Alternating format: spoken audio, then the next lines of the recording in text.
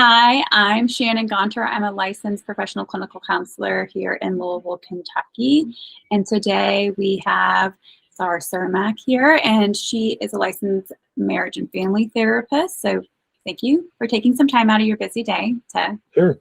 be with us and explore this topic. So we are looking to discuss the impact that anti-trans legislation can have on kids and teens, and then also how, as a community, we as mental health and wellness professionals can assist in this. So Yeah. obviously a lot.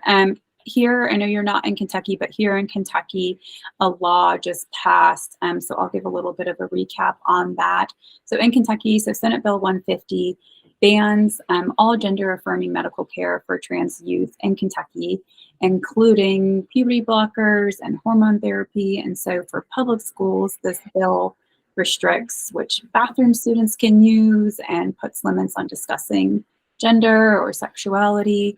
And it also allows teachers to refer to students by their gender that was assigned at birth. So, like that's a It's a lot, lot.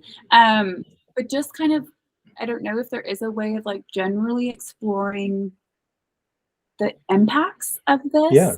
Um, Yeah. yeah, I mean, kids and youth, but really on everyone. So I think let's start off with some basics. I'm an identity specialist, so my lens is always looking through identity. Um, and when I was reading up on the bill and I was thinking about this, the the right to autonomy, right? The right for a human individual to define who they are, to define their own authentic self and identity. I see as a right. I see as an inviolable right. And in Kentucky and in many other legislatures around the country, that right is being violated for youth, Mm-hmm. and in some cases adults. But that's a different that's a different interview. Mm-hmm. Uh, and so, like the impact is is huge, especially when we look at the impact on youth. You know, their goal, like their whole job as adolescents, is to figure out who they are, right? Like that's what they're supposed to be doing developmentally, psychologically. That's going to take up a huge amount of their bandwidth. Yeah. And then to have a bunch of people who don't know them, who don't even really care about them individually, say, you don't get to be who you are. You have to be who we think you are. In each individual case, like every time that happens, it's a minor hurt, right? It's a minor spiritual or identity based harm, very Mm-hmm. small. It's like being misgendered. You know, somebody comes up to you and uses the wrong pronouns. In and of itself, those are pretty minor. But psychologically, all of those minor things build up. Somebody asked me about this recently, and my analogy was it's like getting a paper cut. A single paper cut is almost nothing, Mm-hmm. right? Oh, I got a paper cut. Oh, big deal. Da da da da. Got on with my day. But imagine getting 20 or 30 a day, every day, for 8 years, Mm-hmm. right? And so you have 10, 12, 14-year-olds out there who, I mean, let's be fair, trans youth are very good at hiding who they are. They have a lot of practice at it. This isn't going to cause like big upheavals. It's just going to send people into hiding. But every day, 30 paper cuts, like using the wrong bathroom, being misgendered, not being able to express your sexuality not being able to express your identity, not being able to express your authentic self over and over and over and over again. In terms of impacts, we're going to see instances of depression, anxiety, suicidality, self-harm, and suicide attempts skyrocket. Yeah. And we have research to back that up. It's not like it's, oh, this is my thought. A hypothetical thing. Like, this is like what happens when it happens to an individual, let alone when that happens to an adolescent who is, like you said, in that this is what they're supposed to do, is figure out a bit of those foundations of who they are. Yeah. And so they're still going to do it. They're going to do it in secret. They're going to form small groups and clubs. And while that in and of itself is good, it also means they're going to start passing around improper or inaccurate information, like any underground movement.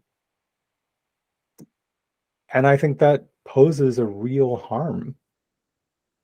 Poses really extreme risks to a population that is skyrocketing. Yeah. Well, and just being able to be in that space where, when we think about kids and teens in general, we don't typically leave them to their own devices to figure shit out, to figure out life, to figure out very, big identity type things alone, because kids, like they are kids. They still need that guidance. They need that assistance. And one, if we're removing those options for them, and then we're also removing, like at school, they're there a lot of hours each day. We're removing some of that ability to have safe adults who can provide some of that framework for them. It's kind of like, yes, like this is forcing that underground space, and then to leave kids and teens to their own devices when that's not really how this is supposed to. Yeah. And we know, like, we've seen in plenty of places where, trans youth aren't respected by their parents, or they don't feel like they can be out in their community or their church or anything of that. They turn to other means, right? And now we have black market hormone usage and, all sorts of things that are just really dangerous. Mm-hmm. And you have a legislature who's basically saying, yeah, we don't care. We cis men, for the most part, there's probably some cis women in there too. We don't care. We don't want to be discomforted. We don't want to be challenged. We don't want to have to grow and change. So you have to go hide yourselves. Mm. It's almost like they're trying to create a disposable population. Mm. I know this video, we're both mental health professionals, and this video is not just for mental health professionals, but just trying to be in a space where, one, like, we can just like sit with those impacts. I even like notice in myself being like, okay, like, thanks for the impacts. Now let's, like, what can we do? Right. But it's like, no, hold on. Like, maybe just sitting in those impacts is really powerful in itself, like, to acknowledge the tragedy in all of it, and not kind of skipping past all of that just to get to, like, what can we do to help? We will get there. We do want to kind of be in this. That is important, yes. Like, how can we help as professionals, as community members, and to advocate in those different areas, but in a space too of like, like, for me and just for anyone listening, to like be able to sit in that and like let that reality sink in, of that this is not just, oh, something that passes and then that's that. It's like, there are going to be very quick impacts that this have, but also like the trickle down long-term impacts that this has too as a collective. Yeah. And imagine, the 15-year-old trans kid who's been on hormones for a year, right, and is going to be forced to detransition again. Mm-hmm. Right. it's like, imagine having to go through puberty a third time. Mm-hmm. Like, yeah, it makes me very, very angry. Yeah. How someone could harm these kids who are just trying to figure themselves out. Mm-hmm. Yeah. And I know, just being in my space and my one, very small lens, from my perspective, but also just professionally, I don't even work with kids and teens, but the amount of inquiries and calls that I've gotten in the past 2 months for kids and Yeah. teens who are really struggling with this passing, who do not feel safe, and like nowhere in any of my nowhere do I say I work with kids and teens, but it's like they need someone because every other environment that they're in is threatening their ability to be who they are. And so amazing on the fact that like these parents are reaching out for these kids and teens, but it's like that shouldn't have to be. Yeah. But yeah, I'm sure you could talk about this forever. But to be able to like have this digestible video, Yeah. what are some things that we can do? So starting with just maybe like as professionals in the field, what are some things that we can do to support advocate, what are some things? Yeah, so let's start with some base logistics. Create sliding scales for trans youth. Like if you don't have them already, because some of them are going to have to pay themselves. Yeah. Right. Their parents aren't going to pay for them. That's one. Two, change the way you take notes. Create a false diagnosis. Anxiety, suicidality, severe depression, all apply. They're all real. You could defend that in court. But don't, at this point, in states like Kentucky, don't diagnose your clients with gender identity disorder. It's not safe for them. Those records can be subpoenaed. So be careful how you take notes, be careful what you write down. Be very cognizant of there is a potential legal implication to what's going on here. And for the love of whatever God you worship, don't stop working with them. Because there's a temptation, right? There's a temptation as practitioners to play it safe, not get involved, not risk our practice, all of those things. And I think in this case, mental health practitioners are going to be on the front lines here. And does that mean we have to change how we do this? Yes. There's plenty of examples in history of people who have helped the disenfranchised and still made a living and done their work and everything else. It's very plausible. You just got to change the way you do it. So that's the logistics side. Find, like, if you're advertising for it, find euphemisms, right? Depression due to identity struggles. Yeah, stuff you can put on your website that clues in people who are in the know. Small little icons, look, trans flag colors in the background without actually being the trans flag. There's all kinds of ways you can show that you are an ally without coming right out and saying it. And the trans flag colors are these nice pastels. Like, it's really pretty anyway. In terms of working with clients, recognize that when clients are going to come in, especially youth, they're going to be scared. They are not going to know if you're safe. So you have to indicate that your space is safe for trans youth. And there's just some ways to do that. Like you can have a trans flag up in your office because it's still at least currently in Kentucky, it's still legal to be a trans adult. You can have safe space posters and stickers and all that stuff up. But also you just make it part of your intake. Like, if you're under the age of 18, we're not going to ask you specifically about your identity markers, but here's ways you could hypothetically talk about that. And language of that sort. And beyond that, if you want to be an ally and you're not trained in working with trans youth, get trained. Yeah. That there's trainings out there. There's a lot of people right now working on this issue because it's not just Kentucky, right? It's 30 other states right now.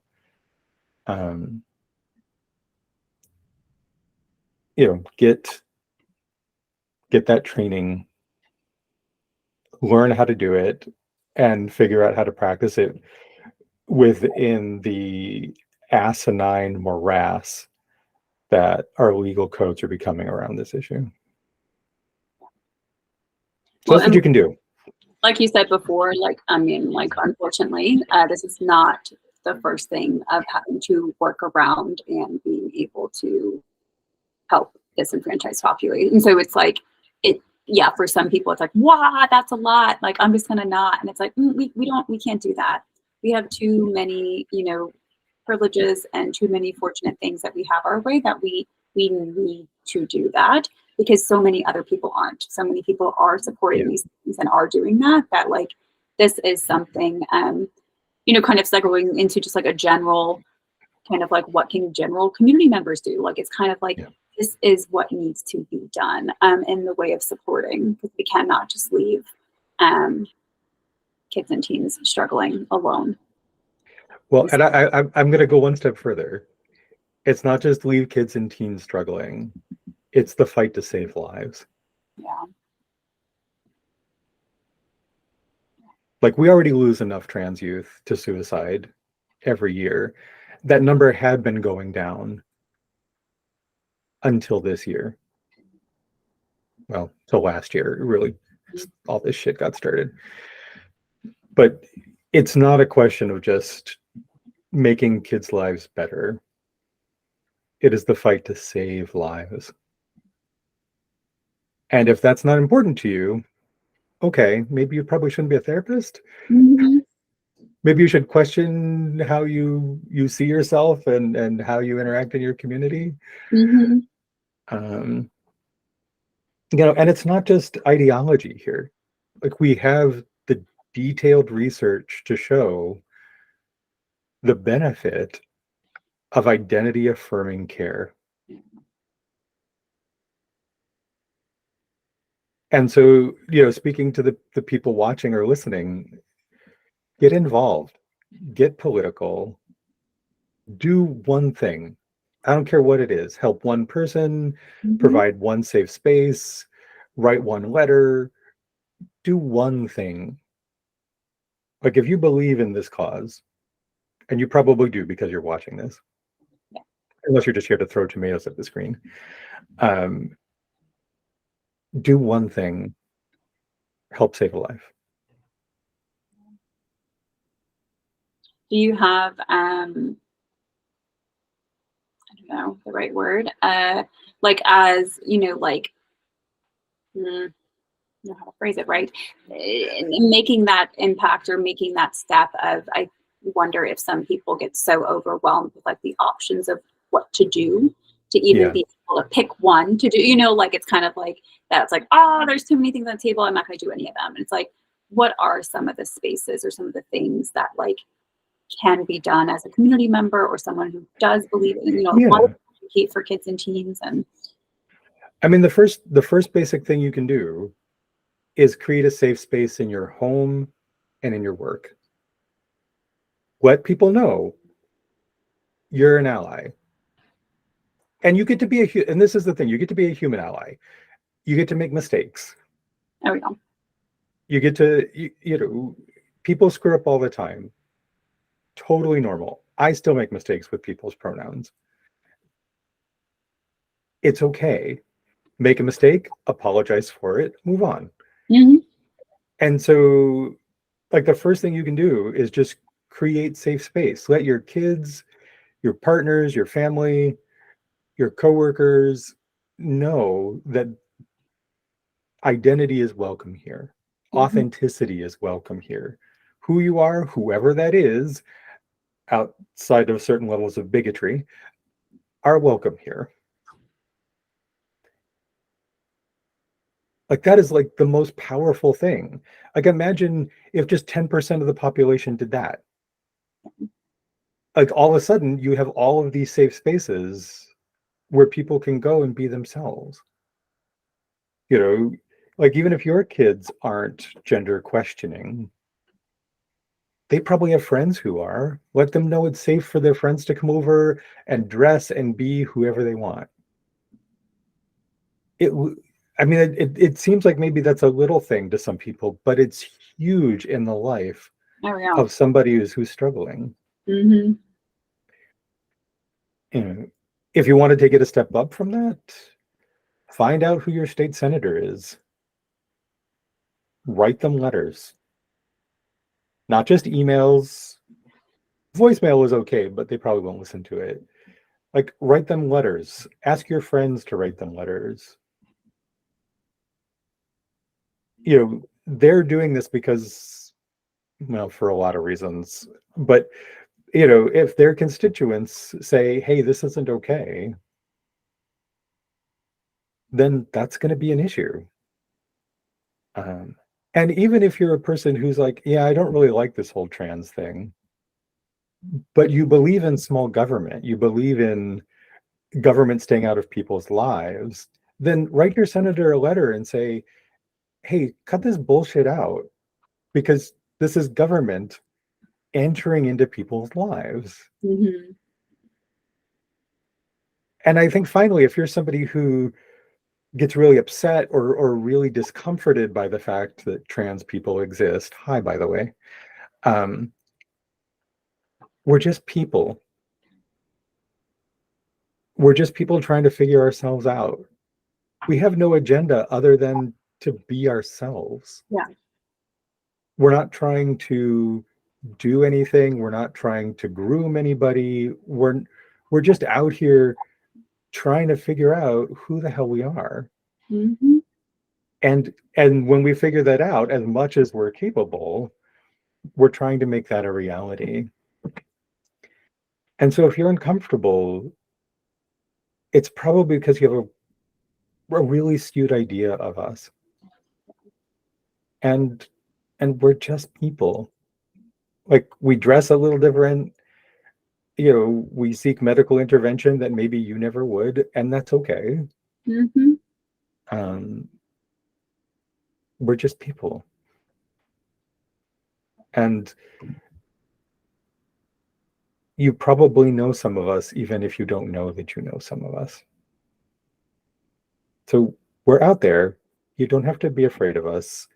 Do that intrapersonal work to deal with your own feelings, your own fears, your own anxieties, and stop, for the love of God, stop making it a political issue.